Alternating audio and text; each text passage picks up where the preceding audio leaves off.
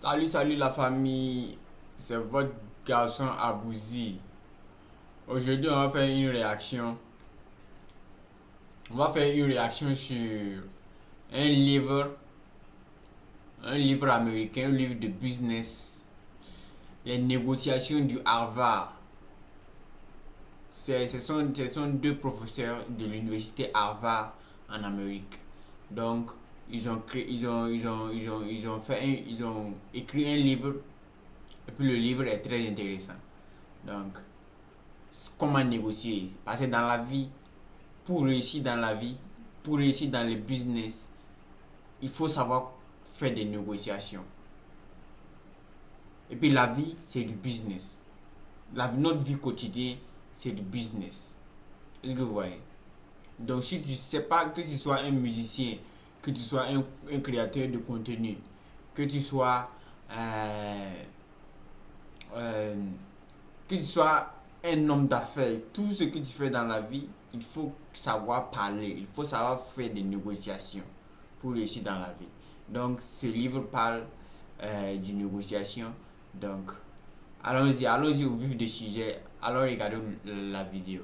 Jay Fisher sont les fondateurs du projet de négociation de Harvard. Ils ont écrit ensemble un livre intitulé Getting to Yes, comment réussir une négociation. J'ai récemment lu ce livre et je souhaite en partager avec vous les principales leçons. Selon le livre, la négociation ne consiste pas à partager les choses 50-50 ou à insister sur votre façon de faire ou la mienne. Il ne s'agit pas non plus de gagner ou de perdre. Si vous vous demandez qui gagne, c'est que vous avez déjà perdu. Alors, qu'est-ce qu'une négociation? Laissez-moi vous donner quelques exemples et vous verrez. Deux personnes veulent partager un gâteau mais ne parviennent pas à se mettre d'accord sur la façon de le partager équitablement. Quelle que soit la façon dont vous le coupez, ils se plaindront tous les deux que l'autre partie a eu un plus gros morceau. Alors que faites-vous? Ça, c'est la vérité. Il y a des gens, si tu partages quelque chose avec eux, même si tout est égal, ils trouveront une solution à dire que non, que la tienne est plus grande que la leur. Est-ce que vous voyez? Allons-y.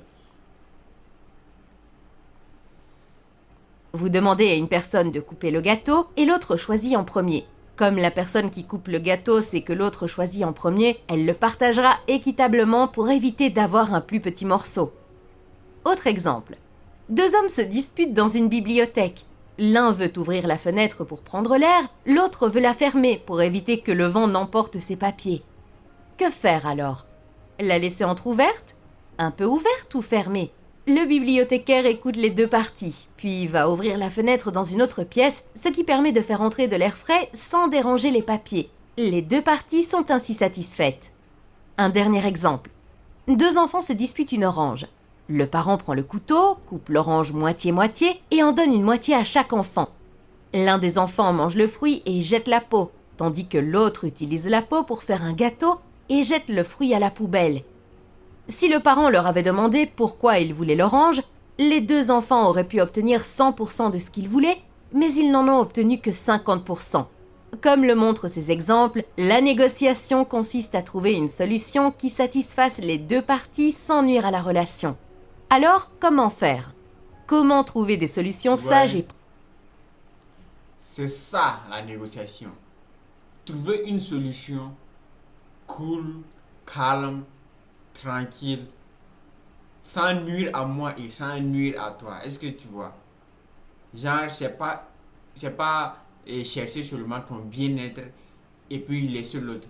Si tu es un businessman, si tu vends quelque chose, et puis si le client vient pour payer, ne pense pas seulement à l'argent, mon frère. Faut penser aussi au client, celui qui a payé ta marchandise. Est-ce que tu vois? Faut pas prendre quelque chose qui n'est pas bon pour vendre à quelqu'un. Est-ce que vous voyez? Il faut s'inquiéter du client aussi. C'est très essentiel dans le business. pratiques comme celle que nous venons de voir. Voici un cadre en 4 étapes qui fera de vous un négociateur plus intelligent. Étape 1. Séparer les personnes du problème. Avant d'entamer la négociation, visualisez une ligne verticale séparant une personne par le milieu.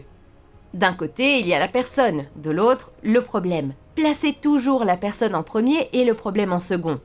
Les négociateurs sont d'abord des personnes. L'objectif de la négociation est d'être doux avec la personne, mais dur avec le problème.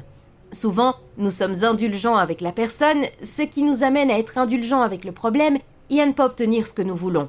Ou bien nous sommes durs avec le problème, mais nous finissons aussi par être durs avec la personne, ce qui nuit à la relation. Introducing Grammarly, like you've never seen before. Your all-in-one writing essential. This Il faut être Soyez dur. indulgents avec la personne à leur tour et vous vous retrouvez. Ils voient le monde de leur de l'autre, le problème. Placez toujours la personne en premier et le problème en second. Les négociateurs sont d'abord des personnes. L'objectif de la négociation est d'être doux avec la personne, mais dur avec le problème. Souvent, nous sommes indulgents avec la personne, ce qui nous amène à être indulgents avec le problème et à ne pas obtenir ce que nous voulons. Ou bien nous sommes durs avec le problème, mais nous finissons aussi par être durs avec la personne, ce qui nuit à la relation. Soyez indulgents avec la personne, complimentez-la chaque fois que vous le pouvez et appréciez ses efforts. À chaque étape de la négociation, posez-vous la question suivante. Est-ce que j'accorde suffisamment d'attention ? Il faut être doux avec la personne, mais il faut être très très dur, très méchant envers le problème.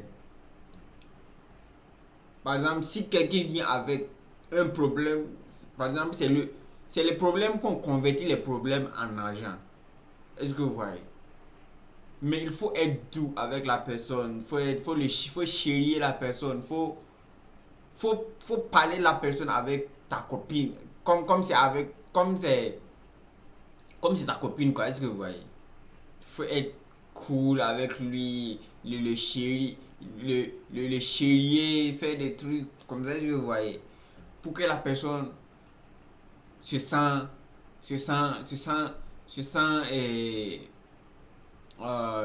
très très très cool avec vous.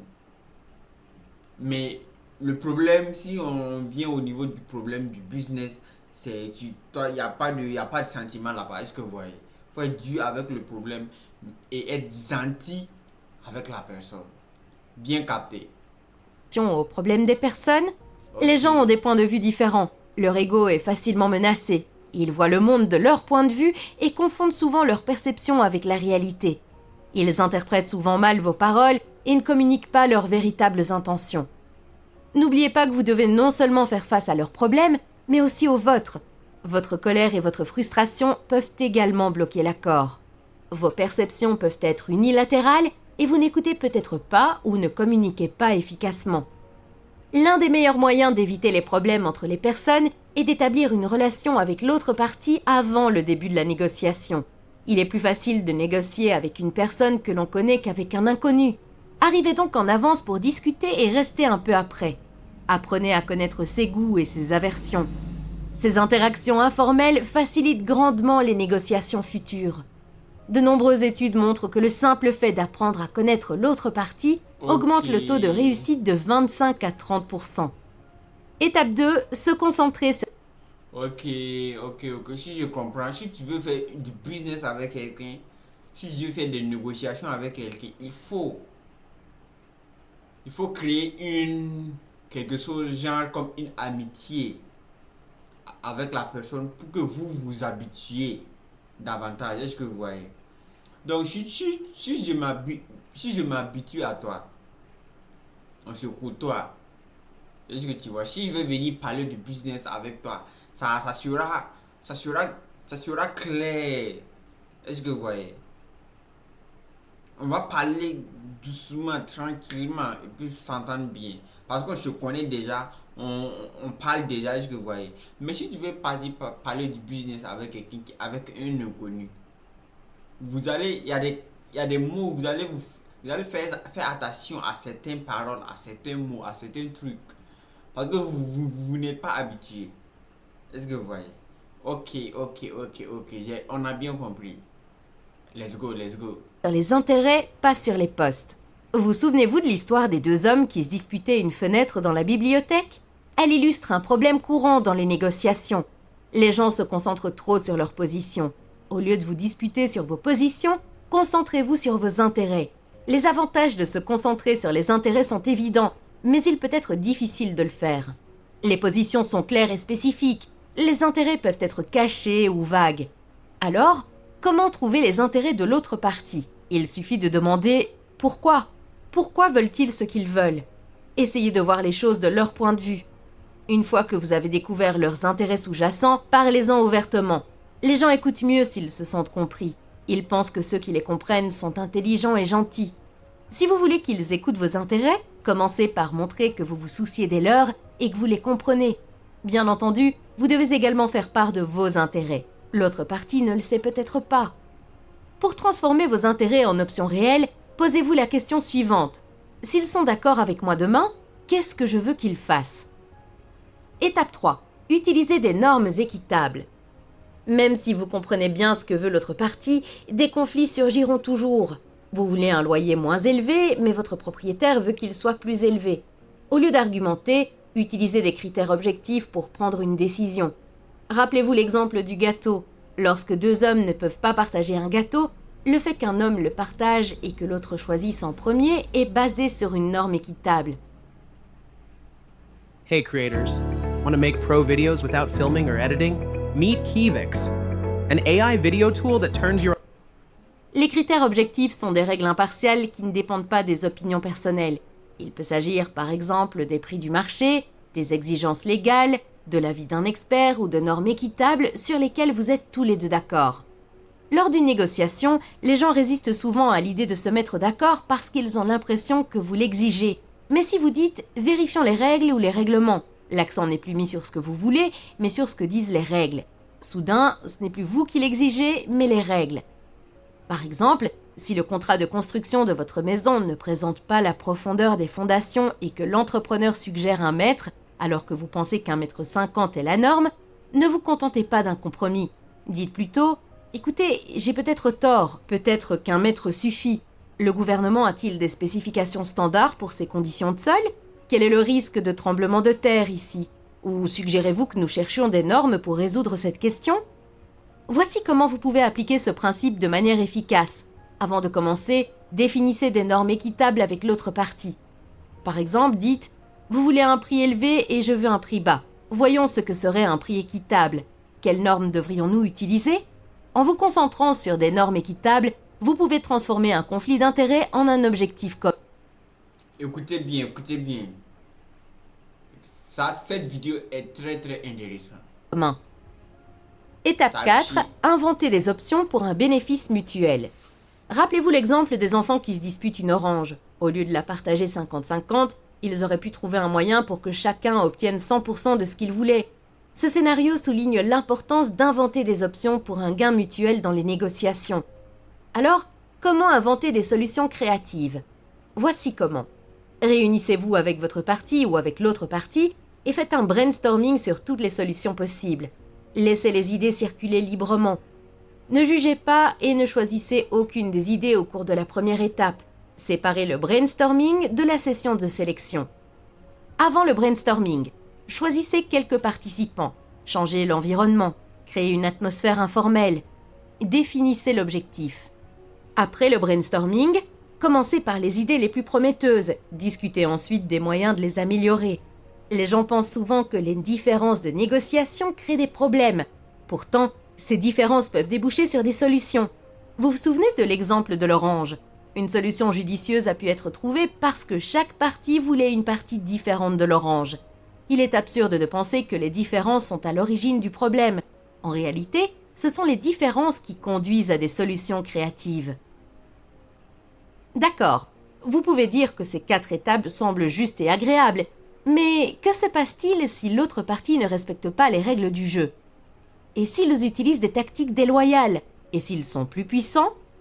Ou s'ils m'attaquent personnellement? Voici comment faire face à chacune de ces situations.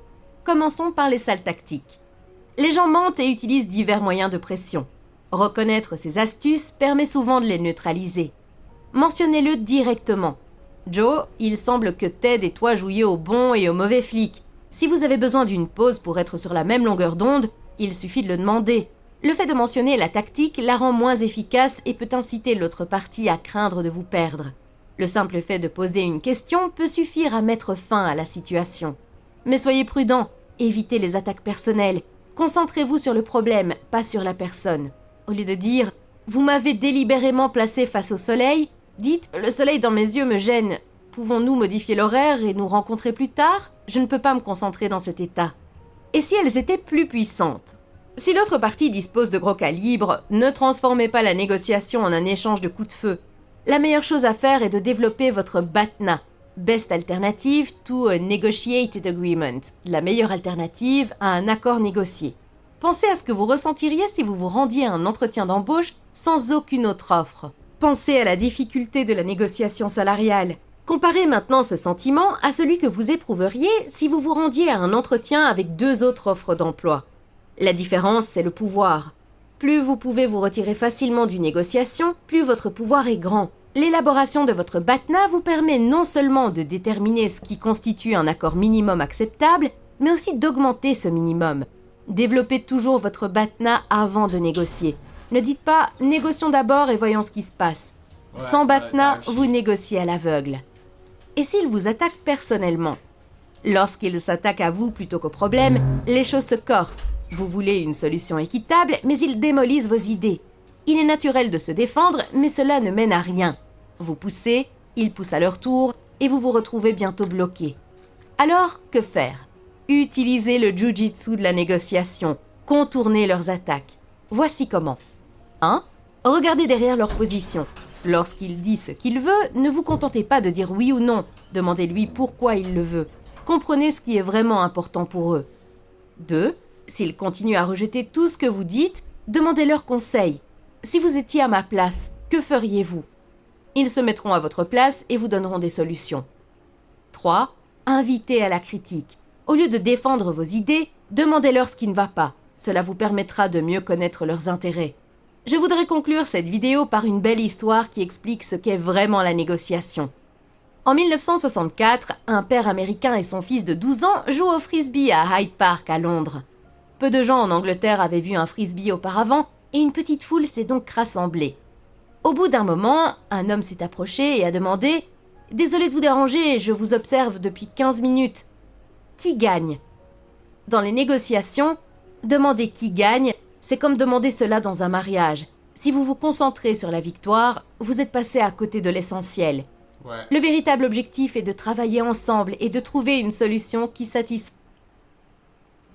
Dans une négociation, dans une équipe de travail, c'est très mauvais de vouloir connaître le gagnant. Ouais. Parce que dans cette vie, tout le monde veut gagner. Est-ce que vous comprenez? Et si tu veux gagner et tu veux que les autres perdent, tu es un mauvais négociateur. Très mauvais même. Il faut en quelque sorte que vous tous vous sortez gagnants. C'est ça en fait le business. Je gagne, tu gagnes. Faut pas vouloir gagner et l'autre va vouloir perdre. On fait pas du business comme ça. Par exemple, si moi je vais payer une marchandise chez toi, je pars, la marchandise a des difficultés avec, j'ai eu des difficultés avec la marchandise.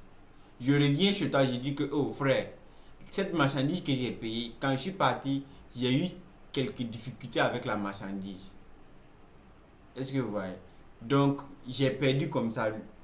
Normalement tu dois, même si tu peux pas me remettre mon argent, il y a des trucs que tu dois me dire. Est-ce que vous voyez? Et puis je vais sentir un peu court. Et puis toi aussi tu dois me dédommager à certains trucs, hein. Parce que par exemple si je vais payer encore d'autres marchandises, par rapport à la marchandise que j'ai eu des difficultés, tu peux diminuer le prix de la marchandise que je suis venu pour payer. Est-ce que vous voyez? En faisant comme ça, le client et votre négociation vous allez construire une négociation très efficace. et votre business, vous serez ensemble, vous ferez de bons business ensemble. Mais si toi tu veux gagner et puis tu veux que l'autre paie, ça vous ne pouvez même pas continuer, vous ne pouvez même pas durer ensemble dans une négociation. Non, c'est pas possible.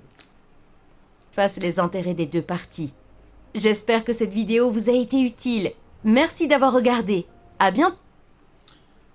Si tu viens si tu viens de me connaître, moi c'est Abouzi aka Rastaboy.